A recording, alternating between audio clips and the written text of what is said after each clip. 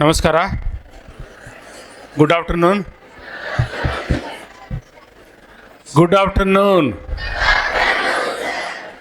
First ಇವತ್ತಿನ ಈ naturopathy ದಿನಾಚರಣೆಯ ಶುಭಾಶಯಗಳು. ಎಲ್ಲ ಪ್ರಕೃತಿ ಚಿಕಿತ್ಸಾ ಕಾಲೇಜಿನ ಮತ್ತು ಆಯುರ್ವೇದ ಕಾಲೇಜಿನ, ನರ್ಸಿಂಗ್ ಕಾಲೇಜಿನ ಎಲ್ಲ ಮಕ್ಕಳಿಗೆ ಇವತ್ತಿನ ನ್ಯಾಚುರೋಪತಿ ಡೇ ಶುಭಾಶಯಗಳು. ಪ್ರಕೃತಿ ಚಿಕಿತ್ಸೆ ಅಥವಾ ನ್ಯಾಚುರೋಪತಿ ಡೇ, ಮಹಾತ್ಮ ಗಾಂಧೀಜಿಯವರು ನ್ಯಾಚುರೋಪತಿ ಫೆಡರೇಷನ್ನಿನ ಮೆಂಬರ್ ಆದ ಇವತ್ತಿನ ದಿನದ ಸಿಂಬಾಲಿಕ್ ಆಗಿ ನ್ಯಾಚುರೋಪತಿ ದಿನಾಚರಣೆಯನ್ನು ಇವತ್ತು ಭಾರತ ಸರ್ಕಾರ ನ್ಯಾಚುರೋಪತಿ ದಿನ ಅಂಥೇಳಿ, ರಾಷ್ಟ್ರೀಯ ನ್ಯಾಚುರೋಪತಿ ದಿನ ಅಂಥೇಳಿ ಘೋಷಿಸಿ ಇವತ್ತಿನ ನ್ಯಾಚುರೋಪತಿ ದಿನಾಚರಣೆಯನ್ನು ಭಾರತದ ಎಲ್ಲ ಕಡೆಗೆ ಆಚರಣೆ ಮಾಡ್ತಿದ್ದಾರೆ. ಇವತ್ತು NIN ಪುಣೆ ಅಲ್ಲಿ ನಡೀತಿರುವಂಥ ಒಂದು ಕಾರ್ಯಕ್ರಮದಲ್ಲಿ ನಮ್ಮ ಕಾಲೇಜಿನ ಕೆಲವೊಂದು ವಿದ್ಯಾರ್ಥಿಗಳು ಮತ್ತು ಫ್ಯಾಕಲ್ಟಿ ಕೂಡ ಅಲ್ಲಿ ಹೋಗಿ ಇವತ್ತು ರಾಷ್ಟ್ರೀಯ ನ್ಯಾಚುರೋಪತಿ ದಿನಾಚರಣೆಯ ಸೆಲೆಬ್ರೇಷನ್ನಲ್ಲಿ ಭಾಗಿಯಾಗಿದ್ದಾರೆ. ಅಲ್ಲಿ ನಮ್ಮ ಯೂನಿಯನ್ ಆಯುಷ್ ಮಿನಿಸ್ಟರ್ ಅವರು ಇವತ್ತಿನ ಕಾರ್ಯಕ್ರಮದಲ್ಲಿ ಮುಖ್ಯ ಅತಿಥಿಗಳಾಗಿ ಭಾಗವಹಿಸಿದ್ದಾರೆ. ಇವತ್ತಿನ ಈ ನ್ಯಾಚುರೋಪತಿ ದಿನಾಚರಣೆಯ ಧ್ಯೇಯವಾಕ್ಯ losing weight through naturally through naturopathy ಅನ್ನುವಂಥ ಒಂದು ಧ್ಯೇಯವಾಕ್ಯದೊಂದಿಗೆ ಇವತ್ತಿನ ನ್ಯಾಚುರೋಪತಿ ದಿನಾಚರಣೆಯನ್ನು ಇವತ್ತು ಆಚರಣೆ ಮಾಡ್ತಿದ್ದೇವೆ. ನಮ್ಮಲ್ಲಿ ಅನೇಕ ಜನ ಈ ವೇಟ್ ರಿಡಕ್ಷನ್ನಿಗೆ ನಮ್ಮಲ್ಲಿ ಅನೇಕ ಜನ ರಾಜ್ಯದ ಮೂಲೆಗಳಿಂದ ದಾಖಲಾಗ್ತಾರೆ. ವೇಟ್ ರಿಡಕ್ಷನ್ನಿಗೆ ಬಂದಂಥ ರೋಗಿಗಳಲ್ಲಿ ಅಥವಾ ವೇಟ್ ರಿಡಕ್ಷನ್ನಿಗೆ ದಾಖಲಾಗುವಂಥ ರೋಗಿಗಳು ಅಕ್ರಾಸ್ ಇಂಡಿಯಾ ಅತಿ ಹೆಚ್ಚು ಜನ ಪೇಷಂಟ್ ಒಂದು ರೇಷಿಯೋದಲ್ಲಿ ನಾವು ನೋಡುವಾಗ ಪುರುಷರಿಗಿಂತ ಮಹಿಳೆಯರು ವೇಟ್ ರಿಡಕ್ಷನ್ಗೆ ಹೆಚ್ಚು ಅಡ್ಮಿಷನ್ ಆಗ್ತಾರೆ. ಮತ್ತು ಭಾಳ ಬೇಗ ವೇಟ್ ಗೇನ್ ಮಾಡ್ಕೊಳ್ಳುವಂಥದ್ದು ಮಹಿಳೆಯರು ವೇಟ್ ಗೇನ್ ಮಾಡ್ಕೊಳ್ತಾರೆ. ಯಾಕೆ ಅಂತ ಒಂದು ಜನರಲ್ ಒಂದು ಮಾಹಿತಿ ಕೇಳೋದೇನಂತಂದರೆ, ಅವರು ಕಿಚನ್ನಿಗೆ ತುಂಬ ಹತ್ತಿರವಾಗಿರ್ತಾರೆ ಅಂತ. ಮಹಿಳೆಯರು ಕಿಚನ್ಗೆ ತುಂಬ ಹತ್ತಿರ ಆಗಿದ್ದರಿಂದ ಅವರು ವೇಟ್ ಹೆಚ್ಚಾಗ್ತದೆ ಅಂತ ಒಂದು ಜನರಲಾಗಿ ಹೇಳ್ತಾರೆ. ಅದಲ್ಲ ಪ್ರಶ್ನೆ. ಅವರ ಲೈಫ್ ಸ್ಟೈಲ್ ಏನಿದೆಯಲ್ಲ, ಲೈಫ್ ಸ್ಟೈಲು ಕರೆಕ್ಟಾಗಿ ಮೇಂಟೈನ್ ಮಾಡಲಿಕ್ಕೆ ಆಗೋದಿಲ್ಲ. ಬಿಕಾಸ್ ಆಫ್ ಫ್ಯಾಮಿಲಿ ಸ್ಟ್ರೆಸ್ಸು ಅಥವಾ ವರ್ಕ್ ಸ್ಟ್ರೆಸ್ಸು, ಅದರಿಂದ ಅವರ ಲೈಫ್ ಸ್ಟೈಲನ್ನು ಕರೆಕ್ಟಾಗಿ ಮೇಂಟೈನ್ ಮಾಡೋಕ್ಕೆ ಆಗದೇ ಇದ್ದಿದ್ದರಿಂದ ಅವರ ವೇಟ್ ಹೆಚ್ಚಾಗ್ತದೆ ಅನ್ನೋದು ಅಂತ ಒಂದು ಜನರಲ್ ಫಿನಾಮಿನ. ಈ ಪ್ರಕೃತಿ ಚಿಕಿತ್ಸೆಯಲ್ಲಿ ನಾವೆಲ್ಲ ಇದ್ದೀವಿ. ಪ್ರಕೃತಿ ಚಿಕಿತ್ಸೆಯಲ್ಲಿ ನಾವೆಲ್ಲ ಇರುವಾಗ ಈ ಪ್ರಕೃತಿ ಚಿಕಿತ್ಸೆಯ ಮೂಲ ನಿಯಮಗಳನ್ನು ಫಸ್ಟು ನಾವು ಫಾಲೋ ಮಾಡಬೇಕು. ಮೂಲ ನಿಯಮಗಳಂದ್ರೆ ಏನು? ಬ್ರಾಹ್ಮಿ ಮುಹೂರ್ತದಲ್ಲಿ ಏಳಬೇಕು. ಬ್ರಾಹ್ಮಿ ಮುಹೂರ್ತ ಅನ್ನುವಾಗ ನಾವು 3 to 4 ಬ್ರಾಹ್ಮಿ ಮುಹೂರ್ತ ಅಂತ ಕರಿತೀವಿ. 3 to 4 ಮಾರ್ನಿಂಗ್ 3 to 4 ಎಷ್ಟು ಜನ ಹೇಳ್ತೀರಾ? ಕೈ ಮೇಲೆತ್ತಿ. ಮಾರ್ನಿಂಗ್ 3 to 4 ಎದ್ದೇಳುವಂಥವ್ರು ಯಾರ್ಯಾರು ಇದ್ದೀರಾ? ಕೈ ಮೇಲೆತ್ತಿ. 4 ಜನ ಇದ್ದೀರಾ. ಗುಡ್. ಔಟ್ ಆಫ್ ಒಂದು 600-800 ಮೆಂಬರ್ಸಲ್ಲಿ ಒಂದು 4 ಮೆಂಬರ್ಸು ಬ್ರಾಹ್ಮಿ ಮುಹೂರ್ತದಲ್ಲಿ ಹೇಳುವಂಥವ್ರು ಇದ್ದೀರಾ.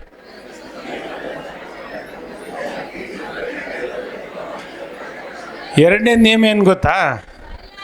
ಎರಡನೇದು ಮುಖ್ಯವಾದ ನಿಯಮ ಏನು ಅಂತಂದರೆ, ನ್ಯಾಚುರೋಪತಿ ಡಾಕ್ಟರ್ ಇರ್ಬೋದು ಅಥವಾ ಆಯುರ್ವೇದ ಡಾಕ್ಟರ್ ಇರ್ಬೋದು, ಎರಡನೇ ಮುಖ್ಯವಾದ ನಿಯಮ ಏನು ಅಂದರೆ ಲಿಸನಿಂಗ್, ಕೇಳುವಂಥದ್ದು. ನೀವೇ ಹೇಳೋದಲ್ಲ ಎಲ್ಲವೂ. ಏನೋ ಹೇಳಿದ ತಕ್ಷಣ ಅಕ್ಕಪಕ್ಕ ಒಬ್ರಿಗೊಬ್ರು ನೀವೇ ಮಾತಾಡ್ಕೊಂಡು ಏನೋ ಕಂಕ್ಲೂಷನಿಗೆ ಬಂದುಬಿಡ್ತೀರಾ. ಅದಲ್ಲ. ಈಗ ನಾ ಹೇಳಿದೆ ಬ್ರಾಹ್ಮಿ ಮುಹೂರ್ತದಲ್ಲಿ ಹೇಳ್ಬೇಕು ಅಂತ ಹೇಳಿದೆ. ಎಲ್ರಿ ಬ್ರಾಹ್ಮಿ ಮುಹೂರ್ತ ಹೇಳೋದು ಹೆಂಗೆ? ಯಾರು ಹೇಳಂಗಿಲ್ಲ, ಹಂಗೆ ಅನ್ಕೊಂತೀವಿ. ಹೋಗ್ಲಿ ಗುಜು ಶುರು ಮಾಡ್ಕೊಂಬಿಟ್ರಿ. ಅದಲ್ಲ. Listening also part of the treatment. ನಾವು ಯೋಗ ಅಥವಾ ಆಯುರ್ವೇದ ಯಾವುದಾದ್ರೂ ಇರಲಿ, ನ್ಯಾಚುರೋಪತಿಯಲ್ಲಿರಲಿ, ಆಯುರ್ವೇದ ಚಿಕಿತ್ಸೆಯಲ್ಲಿರಲಿ, ಬೆಸ್ಟ್ ಡಾಕ್ಟರ್ ಯಾರಂತ ನಾವು ಅನ್ನಬೇಕು ಅಂದರೆ, you should listen first. Patient ಬಂದಿರುವಂಥ ಅಥವಾ ರೋಗಿಗಳು ಬಂದಿರುವಂಥ ಏನಕ್ಕೆ ಬಂದಿದ್ದಾರೆ, ಅವರ ಸಮಸ್ಯೆಗಳೇನು ಅಂಥೇಳಿ ಅದನ್ನು ಶಾಂತವಾಗಿ ಕೇಳಬೇಕು. Listening also part of the treatment. ಈ ಮಾರ್ನಿಂಗ್ ಬ್ರಹ್ಮಿ ಮುಹೂರ್ತದಲ್ಲಿ ಏಳುವಂಥದ್ದಿರ್ಬೋದು, ಅಥವಾ ಏನು ನಾವು ಸೂರ್ಯ ಸ್ನಾನ ಅಂತ ಕರಿತೀವಿ, ಆಗಲೇ ಅಲ್ಲಿ ಒಂದು ಪ್ರೆಸೆಂಟೇಷನ್ ಟೈಮಲ್ಲಿ ಹೇಳ್ತಿದ್ರು ಸೂರ್ಯ ಸ್ನಾನ, ಇವೆಲ್ಲವೂ ಕೂಡ ನಾವು ಹೇಳಿಕೊಡುವಂಥದ್ದಲ್ಲ, ಇವೆಲ್ಲವೂ ನ್ಯಾಚುರಲ್ ಆಗಿ ಬರುವಂಥ ವಿಧಾನಗಳು. ಅವನ್ನು ನಾವು ಫಸ್ಟು ಪಾಲನೆ ಮಾಡಬೇಕು. ಈ ಪಾಶ್ಚಾತ್ಯ ಜನರು, ಯುರೋಪಿಯನ್ ಕಂಟ್ರೀಸು ಅಥವಾ ಅಮೇರಿಕದ ಅನೇಕ ಜನಗಳು ನಮ್ಮ ಪ್ರಕೃತಿ ಚಿಕಿತ್ಸಾ ವಿಧಾನಗಳನ್ನು ಫಾಲೋ ಮಾಡಲಿಕ್ಕೆ ಅಥವಾ ಅದನ್ನು ಕಲೀಲಿಕ್ಕೆ ಅಲ್ಲಿಂದ ನಮ್ಮ ದೇಶಕ್ಕೆ ಬರ್ತಾರೆ. ಭಾಳ ವಿಚಿತ್ರ ಅಂದರೆ, ನನಗೆ ಕೆಲವರೆಲ್ಲ ಮಾತಾಡ್ತಿದ್ರು ನಮ್ಮಲ್ಲಿ, ಕೆಲವು ದೊಡ್ಡ ದೊಡ್ಡ ಸ್ವಾಮಿಗಳೇ ಮಾತಾಡ್ತಾರೆ. ಈಗಿನ ಕೆಲವು ಸ್ವಾಮಿಗಳಿಗೆಲ್ಲ ತಲೆ ಕೆಟ್ಟೋಗಿದೆ, ಅವರೇ ಮಾತಾಡ್ತಾರೆ. ಈ ಮರಗಳನ್ನು ಪೂಜಿಸೋದು, ಕಲ್ಲುಗಳನ್ನು ಪೂಜಿಸೋದು, ನದಿಯನ್ನು ಪೂಜಿಸೋದು, ಬೆಂಕಿಯನ್ನು ಪೂಜಿಸೋದು, ಇವೆಲ್ಲ ದೇವ್ರನ್ನ ಪೂಜೆ ಮಾಡ್ದಂಗೆ ಆಗುತ್ತಾ ಅಂತ ಕೆಲವು ಸ್ವಾಮಿಗಳೇ ಕೇಳ್ತಾರೆ. ಇತ್ತೀಚೆಗೆ ಅವರು ಸ್ವಾಮಿಗಳಿಗೇನೋ ಏನೋ ಆಗಿದೆ ಹೆಚ್ಚು ಕಮ್ಮಿ, ಅವು ಏನೋ ಕೇಳ್ತಾರೆ. ವಿಚಿತ್ರ ಅಂದರೆ, ಈ ಪಂಚಭೂತಗಳನ್ನು ಸಿಂಬಾಲಿಕ್ ಆಗಿಟ್ಟುಕೊಂಡು ನಮ್ಮ ಪೂರ್ವಜರು ಮರಗಳನ್ನು ಪೂಜಿಸುವಂಥದ್ದು, ಭೂಮಿಯನ್ನು ಪೂಜಿಸುವಂಥದ್ದು, ನದಿಗಳನ್ನು ಪೂಜಿಸುವಂಥದ್ದು, ಅಗ್ನಿಯನ್ನು ಪೂಜಿಸುವಂಥದ್ದು, ಈ ಪಂಚಭೂತಗಳನ್ನು ಸಿಂಬಾಲಿಕ್ ಆಗಿಟ್ಟುಕೊಂಡು ಅವುಗಳನ್ನು, ಪ್ರಕೃತಿಯನ್ನು ಪೂಜೆ ಮಾಡ್ತಿದ್ವಿ. ನಾವು ಅನೇಕ ಕಡೆಗೆ ನೋಡಿದ್ದೀವಿ, ಮರಗಳಿಗೆ ಸೀರೆ ಉಡಿಸುವಂಥದ್ದು, ಮರಗಳಿಗೆ ಏನಂತಾರೆ, ಈ ನಾವು ದಕ್ಷಿಣ ಕನ್ನಡದ ಕಡೆಗೆ ಹೋದರೆ ಭೂತಪ್ಪನ ಮರ ಅಂತ ಕರೀತಾರೆ. ಮರಗಳಿಗೂ ಭೂತನ ಒಂದು ಸೇರಿಸಿ ಆ ಮರಕ್ಕೆ ಭೂತಪ್ಪನ ಮರ, ಅದರಲ್ಲಿ ಭೂತಪ್ಪ ದೇವರು ವಾಸ ಇರ್ತಾನೆ, ಆ ಮರನ ಟಚ್ ಮಾಡಬಾರ್ದು ಅಂಥೇಳಿ ಆ ಜನರಲ್ಲಿ ಭಕ್ತಿ ಭಾವನೆ ಬರೋ ರೀತಿಯಲ್ಲಿ ಮಾಡ್ತಿದ್ರು. ಮತ್ತು ಎಷ್ಟೋ ಸರ್ತಿ ಮರಗಳಿಗೆ ಪ್ರದಕ್ಷಿಣೆ ಹಾಕಬೇಕು, 8 ಪ್ರದಕ್ಷಿಣೆ ಹಾಕಬೇಕು, 18 ಪ್ರದಕ್ಷಿಣೆ ಹಾಕಬೇಕು, 21 ಪ್ರದಕ್ಷಿಣೆ ಹಾಕಬೇಕು ಅಂಥೇಳಿ ಆ ಮರಗಳಿಗೆ ಪ್ರದಕ್ಷಿಣೆ ಹಾಕಿಸೋದ್ರ ಮೂಲಕ ಅವರ ಕಾಯಿಲೆಗಳನ್ನು ಗುಣಪಡಿಸುವಂಥ ವಿಚಾರಗಳನ್ನು ಹೇಳ್ತಿದ್ರು. ಇದೆಲ್ಲ ಪ್ರಕೃತಿ ಚಿಕಿತ್ಸೆಯ ಪಾರ್ಟ್ ಆಫ್ ದ ನ್ಯಾಚುರೋಪತಿ ಟ್ರೀಟ್ಮೆಂಟಿನ ಬೇರೆ ಬೇರೆ ವಿಧಾನಗಳಲ್ಲಿ ಹೇಳ್ಕೊಡುವಂಥ ಒಂದು ವಿಧಾನಗಳು. ನಮ್ಮಲ್ಲಿ ಈ ಹಿಂದೆ, ಅಂದರೆ ಈಗಿಲ್ಲ ಆ್ಯಕ್ಚುಲಿ, ಈ ಹಿಂದೆ ಈ ರಾಶಿವನ ಅಂತ ಮಾಡಿಸಿದ್ರು ನಮ್ಮ ಹುನಗುಂದವರಿದ್ದಾಗ. ರಾಶಿವನ ಏನು 12 ರಾಶಿಗಳಿದ್ದಾವಲ್ಲ, 12 ರಾಶಿಗಳಿಗೆ 12 ಮರಗಳನ್ನು ಸಿಂಬಾಲಿಕ್ಕಾಗಿ ಇಟ್ಟುಕೊಂಡು 12 ರಾಶಿವನಗಳಂದರೆ ಒಂದೊಂದು ರಾಶಿಗೆ ಸೂಟೇಬಲ್ ಆದಂಥ ಒಂದು ಮರಗಳಿದ್ದಾವೆ. ಆ ಮರಗಳನ್ನು ಕೂಡ ನಾವು ಪೂಜೆ ಮಾಡಬೇಕು, ಇಂಥ ರಾಶಿಯವರು ಇಂಥ ಮರಗಳನ್ನು ಪೂಜೆ ಮಾಡಬೇಕು ಅಂತ ಹೇಳ್ತಿದ್ರು. ಈ ರಾಶಿವನವನ್ನು ಕೂಡ ನಮ್ಮಲ್ಲಿ ಮಾಡಿಸಿದ್ವಿ ನಾವು. ಇವೆಲ್ಲವೂ ಕೂಡ ನಮ್ಮ ಆಯುರ್ವೇದ ಪರಂಪರೆಯಲ್ಲಿ, ಯೋಗ ಮತ್ತು ಪ್ರಕೃತಿ ಚಿಕಿತ್ಸಾ ಪರಂಪರೆಯಲ್ಲಿ ಸಾವಿರಾರು ವರ್ಷಗಳಿಂದ ಇದ್ದಂಥ ಪರಂಪರೆಗಳು. ಋಗ್ವೇದದಲ್ಲಿ ಪ್ರಕೃತಿಯನ್ನು ಅನೇಕ ರೀತಿಯಲ್ಲಿ ಹೊಗಳಿದ್ದಾರೆ. ಋಗ್ವೇದವನ್ನು ಬರೆದು ಒಂದು ಅಂದಾಜು ಕೆಲವರು ಒಂದು ಹೇಳೋದು ಪ್ರಕಾರ, ಋಗ್ವೇದವನ್ನು ಬರೆದು ಅದನ್ನು ಏನಂತ ಕಂಪೋಸ್ ಮಾಡಿ ಅದನ್ನೆಲ್ಲ ರೆಡಿ ಮಾಡಿದಂಥ ಕಾಲ ಅಂದಾಜು ಒಂದು 6,000-7,000 ವರ್ಷಗಳ ಹಿಂದೆ ಇತ್ತು ಅಂತ ಹೇಳ್ತಾರೆ. 6,000-7,000 ವರ್ಷಗಳ ಹಿಂದೆ ಋಗ್ವೇದವನ್ನು ಕಂಪೋಸ್ ಮಾಡಿದ್ರು ಅಂತ. ಅಂದರೆ ಆಗಿನ ಕಾಲದಲ್ಲಿ ಋಗ್ವೇದದಲ್ಲಿ ಪ್ರಕೃತಿಯ ಬಗ್ಗೆ, ಪ್ರಕೃತಿಯಲ್ಲಿರುವಂಥ ಅನೇಕ ವಿಧಾನಗಳ ಬಗ್ಗೆ ಅಷ್ಟು ವೈಜ್ಞಾನಿಕವಾಗಿ ವಿವರಣೆಯನ್ನು ಕೊಟ್ಟಿದ್ದಾರೆ. ಋಗ್ವೇದವನ್ನು ಯಾರು ನೋಡಿದ್ದೀರಾ? ಹೋಗಲಿ, ಓದೋದು ಬಿಟ್ಬಿಡ್ರಿ. ಋಗ್ವೇದ ಯಾರಾದರೂ ನೋಡಿದವ್ರು ಇದ್ರೆ ಕೈ ಎತ್ತಿರಿ. ಋಗ್ವೇದ ಯಾರಾದರೂ ನೋಡಿದ್ದೀರಾ? ಯಾರು ನೋಡಲಿಲ್ಲ? ಋಗ್ವೇದ ಬುಕ್ ನೋಡಿದ್ದೀರಾ? ಹೋಗಲಿ, ಬುಕ್ಕು. ಋಗ್ವೇದ ನಮ್ಮಲ್ಲಿದ್ದಾವ ವೇದಗಳು ನಾವು ಚತುರ್ವೇದಗಳು ನಮ್ಮಲ್ಲಿ ಲೈಬ್ರರಿ ಇಲ್ಲ. ಅವು 4 ವೇದಗಳನ್ನು ತರಿಸಿಡ್ರಿ ಫಸ್ಟ್ ನಮ್ಮಲ್ಲಿ.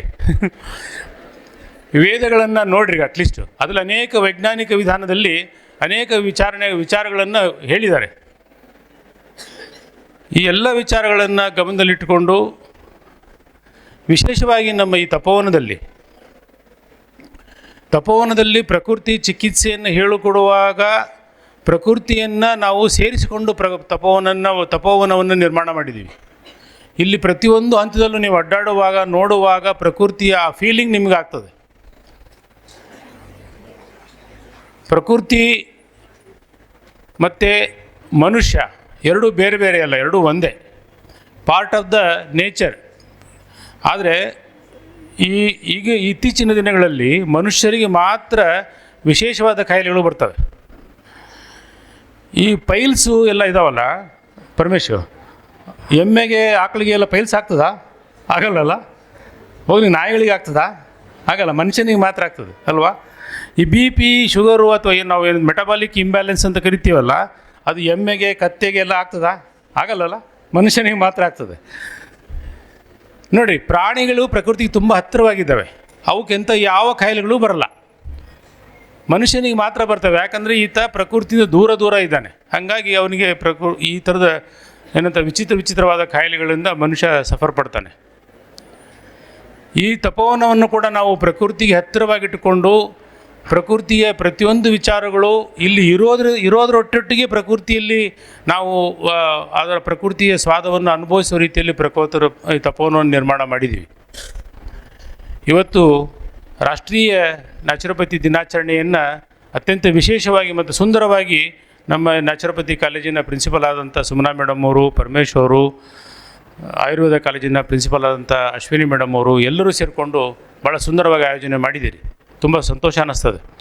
ಜೊತೆಗೆ ಪ್ರೈಸಸ್ ಡಿಸ್ಟ್ರಿಬ್ಯೂಷನ್ನು, ಅಲ್ಲಿ ಎಕ್ಸಿಬಿಷನ್ನು ಮತ್ತು ಕುಕ್ಕಿಂಗ್ ವಿತೌಟ್ ಫೈರು, ಏನಂತಾರೆ ಈ ಕಾಂಪ್ಲಿಕೇಶನ್ಸಿಗೆ ರಿಲೇಟೆಡ್ ಫುಡ್ ಐಟಮ್ಸನ್ನು ಏನು ಡಿಸ್ಪ್ಲೇ ಮಾಡುವಂಥದ್ದು ಅವೆಲ್ಲವೂ ಕೂಡ ಮಾಡಿದಿರಿ. ವೆಲ್ ಡನ್, ತುಂಬ ಚೆನ್ನಾಗಿ ಮಾಡಿದಿರಿ. ನನಗೆ ಖುಷಿ ಅನ್ನಿಸ್ತು. ಪ್ರೈಸಸ್ ಅನ್ನುವಾಗ ಆಲ್ ಆರ್ ಗುಡ್. ನಾನು ಒಬ್ಬರು ಆ ಥರ ಒಬ್ಬರು ಈ ಥರ ಅಂತ ಹೇಳಲಿಕ್ಕೆ ಇಷ್ಟಪಡೋದಿಲ್ಲ. All presentations are good presentations. ಖುಷಿ ಅನ್ನಿಸ್ತು. ಸ್ವಲ್ಪ ಪ್ರೌಡ್ ಕೂಡ ಅನ್ನಿಸ್ತು. ಯಾಕಂದರೆ ಕೆಲವರು ಅದರಲ್ಲೆಲ್ಲ first year seniors, second year seniors ಆ ಥರದವರೆಲ್ಲ ಪಾರ್ಟಿಸಿಪೇಟ್ ಮಾಡಿದರು.